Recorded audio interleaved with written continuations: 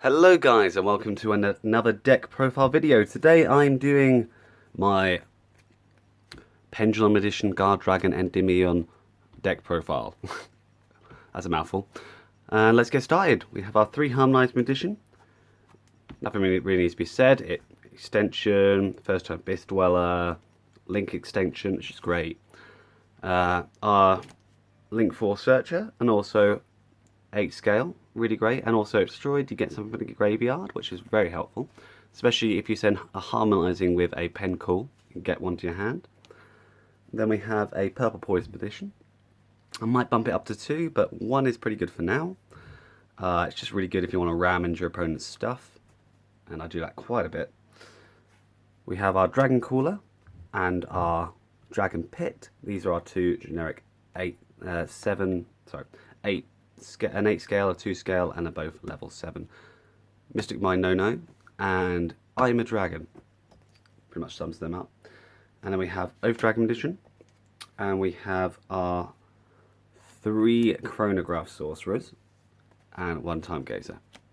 If you don't know what Chronograph Sorcerer does, Chronograph Sorcerer searches out a Time Gazer Edition, either special summons it, or puts it in the pen scale. Usually you'll special summon it. And the second ability, if something is destroyed by effect on your side of the field, you can special summon this from your hand and anything else in your hand as well. So you've got basically a 1 card Electromite, which is really great. We then have our 3 Supreme King Dragon Dark Worms. This is just a great card. It's in the graveyard, special summon it, start those combo plays off, and it's really great. And of course it searches out the 1 Gate 0. We only run the 1 Gate 0 because 2 is a bit of a brick and we're not running the Absolute Dragon, so having extra level 7s doesn't really matter. We then run the 3 Mythical Beast Cerberus. This guy can be a real brick if you get him and get hand trapped, but hopefully we'll have something to play around it. If he gets baited, you could bait something for it if you really wanted this out on the field. But usually you'll have a player be able to just pop this to Electromite and use it for that.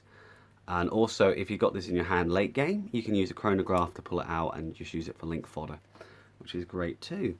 Then we have the decent of our 2 Mythical Beasts. We have our Mythical Beast Jackal Kings. Monster Effect Negation, literally. That's all they're good. That's all they're for, and they do it well. We then have our new addition to my deck, which is our Magical Adductor. If you played Pendulum during the Firewall format, you'll know that this was a big player back then. I've just added it back into the deck and actually finding it really well.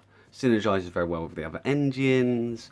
You get lots of searching, and it's just a really great card. Yeah, nothing more to be said about that, apart from it works very well with our Endymion engine, especially with our Endymion Magical Master. Obviously, great card this, because you can just go 3 counters, special summon itself, and a Jackal or this guy with 1 counter. I prefer this guy because he only really needs 1 counter, and you get 2 negates from him, whereas the Jackal you only get 1 negate, and usually you can get Jackal out other means. Then we have our 2 Curtain Raisers. I was running 3, that was too cloggy. I ran 1, that wasn't enough, so 2 seems the good number there.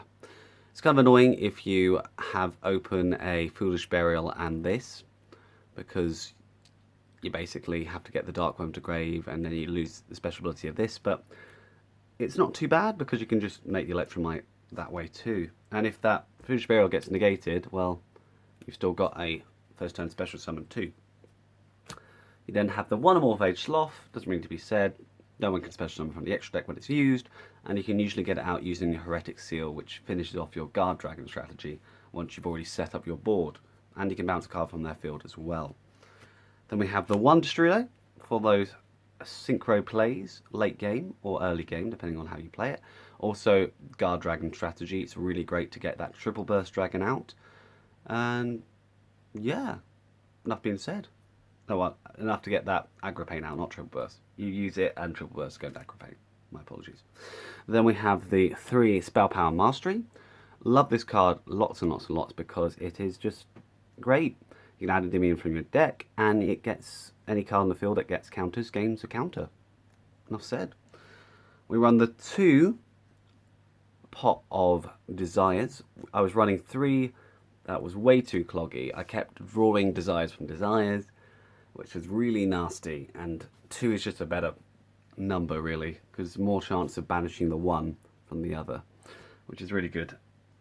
Then we have our 2 pen calls and 1 duelist alliance. Just so basically we have 3 pen calls. This way you don't end up having 2 pen calls in your hand. And I haven't had to do pen call, ditch pen call in quite a while. Duelist Alliance is great as well because you can search, you get an extra spell counter, and then you go Pendulum Call 2. This is also great bait for hand traps as well, this card here, because you can just, if you've got this in your hand and this, then you can just be like, I'll play this first, bait out the hand trap because I think I won't have a pen call, and then you just go, aha, I had a pen call the whole time. Then we have our 2 Dragon Shrines. Great card, and synergizes very well with the Foolish Burial again to dodge around hand traps. You could, if you have both of these in your hand, activate Dragon Shrine and negate it, use Foolish Burial to continue the effect. And then finish off the deck, we have 1 Upstart Goblin. So basically our 45 card deck goes down to 44, essentially. An Upstart gives you an extra spell counter. Great card. Next we have our extra deck. We play a lot of 1-ups in the extra deck. We play the 1 Borrelode Dragon. Might switch up for Boral Sword, but it has its benefits. Not being able to be targeted by monster effects is really helpful. Sidra Scoldred. Great card as well. You can get some great combos off with this, especially if you've got a load of dead cards in your field. Just go into Sidra, especially summon a card from the hand, or if you have 4 materials, you're finishing up a combo, you can get a draw as well. We have the Triple Burst Dragon. This is part of our Guard Dragon strategy, so I'll put it down there. If you don't know how it works, well, you usually have you use the Heavy Lettermost and Electromite and whatever you have spare to make this, and then you already have the LP on board to go into Agripane. To LP's effect to special summon Strudo, and then Strudo and Triple Burst go into Agripane, which is a great card because you already have the LP space in the zone, and you get the Vortex out, and it's just very nice. Then we have our Beat Cop, really just an emergency card. You don't really ever use it if it's not an emergency, so yeah. And then we have our Heretic Seal, which is kind of the finisher of the play. We usually use the LP and the Agripane to go into Heretic Seal, and then Heretic Seal is just a great thing to sit on for a little while until your opponent's turn, because you can't use the effect during your turn. When your opponent summons something, or you want to get just bounce it straight back to the hand and special summon your Sloth from the deck, which is really great. Then we have our 2 XCs, the 1 Tornado, which is literally for Mystic Mine, and then we have the Abyss Dweller as well. We then have Borrelode Savage, we have the Cyframe Dragon Omega, and then Ignista. Might cut for Boral Sword, maybe, but I do like having extra negates, and also it can turn into a beat stick if you use Triple Burst as its attachment, so I might cut this because it's great and it limits your opponent's hand, but I don't really ever go into it, I must admit. And then we have the 1 level 7, the Dragster, because negates are lovely and we love those negates. And then, speaking of negates, the MVP of the extra deck, the Odd Eyes Vortex Dragon, which is usually your target for the Guard Dragon strategy. And it's a very good card indeed. And that is our extra decks. So last but not least, we have our side deck. Of course, this will change depending on where you're dueling, but this is what I like myself.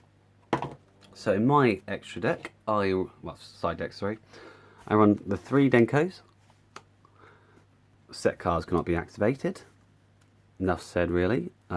Trap decks really fall for this. Yeah, it's just really great. Annoyingly, it can't be pendulum summoned. I mean, if you could pendulum summon 3 of these, that would be broken. But no, it's pretty bad. It's pretty good. And then we have Artifacts Lancia. This is for our Orcus deck because they can't banish stuff, and it's just pretty good like that. Then we have our 2 God cards, our 2 Wind Dragon Wrath Sphere modes, which is literally just our board clears. It's really great, unlike evenly matched, where you obviously you can clear the entire board evenly. But with this card, you can just take out all their monsters, and it's a +1 really, so it's really good. Then we have some more 2 orbs. We have our 2 Pancratopses, just for beat stick and also for generic destruction. We have our Twin Twisters for Mystic Mine answers. I was running 3, but then I got the 2nd sphere mode, so I cut the 3rd for the 2nd sphere mode. And then we're running the 3 red reboot, which is just insane against any trap deck, because they can't do anything and you win. But yeah, so that wraps up the deck profile. I hope you enjoyed it, and I'm going to be releasing a combo tutorial video so you can get an idea of how the deck works together. And if you liked it, please like, subscribe, and hit that notification bell for more uploads, and I'll see you in the next video. Goodbye, guys.